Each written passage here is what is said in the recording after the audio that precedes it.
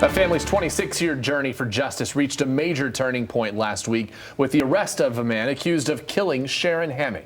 She was 29 and pregnant when she was found dead on 76th Street in Caledonia Township in 1996. Yeah, it's a grim story. One Sharon's family says they never gave up on. It's 1996. It's so long ago. And Julie Dunmire joins us live with more on this story and this update tonight. Julie.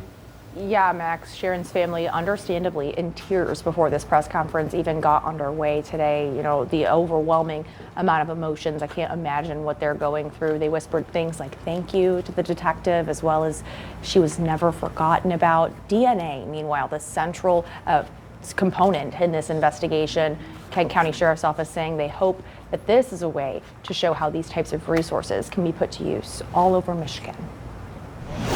Good morning, everybody. Welcome news in the darkest of places. We tried to remember the pain that family suffers when there's a loss such as this. The man who detectives say murdered 29-year-old Sharon Hammock in 1996, arrested nearly 3 decades later. Sharon, a mother of 2, pregnant, was left on the side of 76th Street in Caledonia Township, strangled and sexually assaulted. DNA evidence collected in 1996 paying off for justice for this family now. We remember the persons whose life was cut short and the impact they still had on their family, on their friends, on the people around them. That's why we continue to work cold cases. Sharon's family calling this man a monster. His name is Gary Dean Artman. But how law enforcement got to this point through a pilot program with the Michigan State Police Department for forensic DNA analysis. These private FGG companies are developing a sequence. So without getting too technical, they're basically looking at each base pair of the DNA, and they're looking for single nucleotide polymorphisms, which are a little bit changes, and you're going to share those with the relatives. So if I were to send my DNA into Ancestry and Me, or Family Tree, or whatever it may be, there is on the consent form, a box you can check that says, I will make this available for law enforcement. But the search doesn't find one specific person. It only provides an investigative lead. Law enforcement then doing the detective work, authorities running the search through a company called Identifinders. It's just a different kind of search that's relatively new. FGG searches don't produce an exact match, rather a pool of potential candidates to help close cases that have long gone cold. That strategy led them to Artman, a trucker from Florida with no known connection to Sharon, besides the DNA evidence detectives collected from the scene in 1996. The man Hammock's family calls a monster, arrested in Mississippi last week.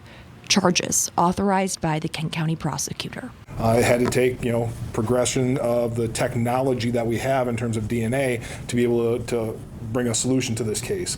I know most of you would like to know exactly what was that. Unfortunately, they're all bound by kind of the same rules of ethical conduct. And an end for this family with the intention to see if this man has more victims out there. Because of his ability to traverse many states due to his type of occupation, it's certain that it wouldn't be just excluded to Michigan, that we should consider him as a possible candidate.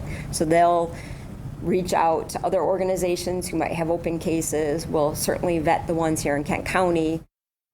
Other agencies, meanwhile, can use that DNA. So basically what's going to happen is after Artman gets back to Michigan, his DNA will be collected, tested against other samples in Kent County. Kent County will issue out that information to other agencies. It's not known whether or not he is connected to other cases, but that's something that they're looking into, especially considering the fact that they say that there was a history of this type of thing happening in Kent County around the time that this all happened. This all, again, just part of the investigation, highlighting, again, that familial DNA that's not directly related to Artman and its assistance in this case. Live in the control room, Julie Dunmire, Fox 17 News.